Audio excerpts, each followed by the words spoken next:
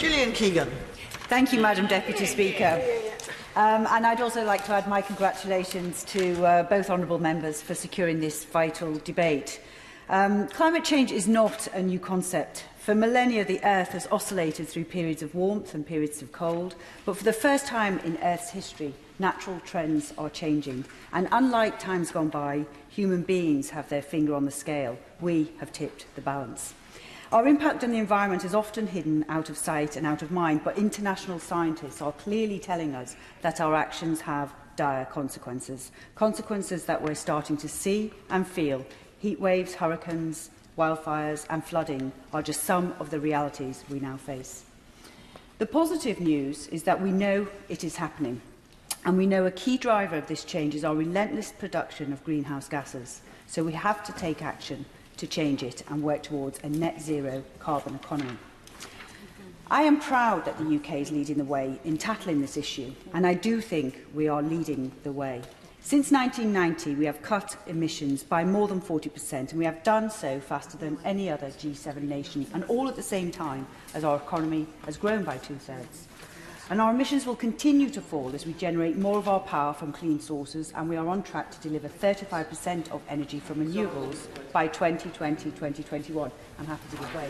Well, lady, for giving way. Another way in which the United Kingdom can take a first mover advantage is in relation to carbon capture, utilisation and storage. That's an area which, if we were to make a commitment as a government and as an economy to see implemented, that we could really make a startling difference to what we are achieving in this country in terms of carbon emissions, but also in terms of exporting that technology across the face of the earth. And it's certainly a much-needed technology, and technology that the world leader, which I hope we will certainly be able to make a massive difference, but also a huge economic difference for businesses here as well. This change is often being driven from the ground up by businesses, as my honourable friend refers, and local councils also supported by government initiatives. And I've seen this in Chichester. Cover's timber merchant in my constituency has transformed their business to incorporate sustainable business practices. They've installed solar panels across their sites, which has allowed them to save 810 tonnes of carbon dioxide from being emitted in 2017 alone. And on my last visit there, I saw their newest introduction of electric forklift trucks that were operating in the yard, silently loading lorries.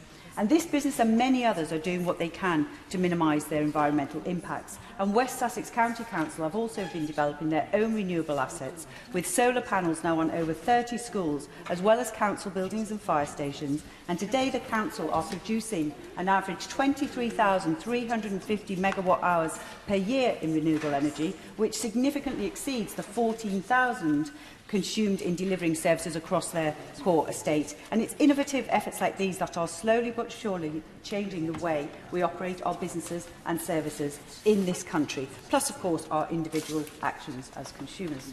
It's important to remember, as many people have said, that this is a global issue and therefore we need a global solution.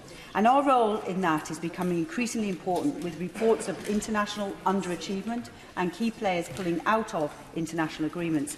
This only makes our need to remain steadfast and show continued leadership all the more important.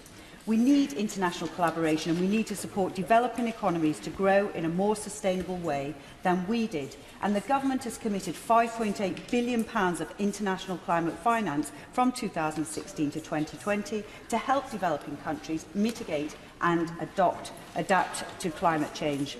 And for ourselves, we need to look at best practice adopted in other countries and support the development of new technologies like carbon capture, as my honourable friend for Stirling referred to, and as an island nation also continue to develop and support the growth in marine energy. And I welcome the Government's ambition to become a world leader in clean technology and services, and I look forward to the Government further developing these opportunities with our world-class universities. And I believe sustainable growth can ultimately be more profitable in every respect.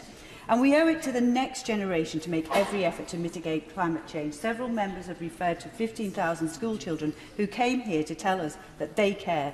And we are all here today to say we care too. And their voices are being heard and will be heard by every single one of us. And I promise that, as MPs, you cannot fail to be impressed by the knowledge of the younger generation, every school that we go into, and also their their knowledge of their impact on the environment and their passion to take action and to combat climate change and create a more sustainable world for their future.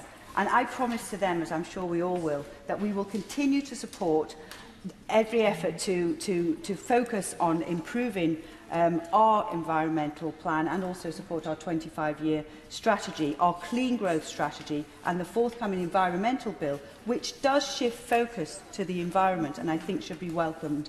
And on a personal level, we're all going to give up something for Lent. I'm sure the Honourable Member for Chelmsford has been on to every single one of us. Mine was plastic last year, and I think this year I'm picking up litter and may even try the lentils as well. And Tolstoy famously said, "Everybody thinks of changing the world, but no one thinks of changing himself." We need to change both.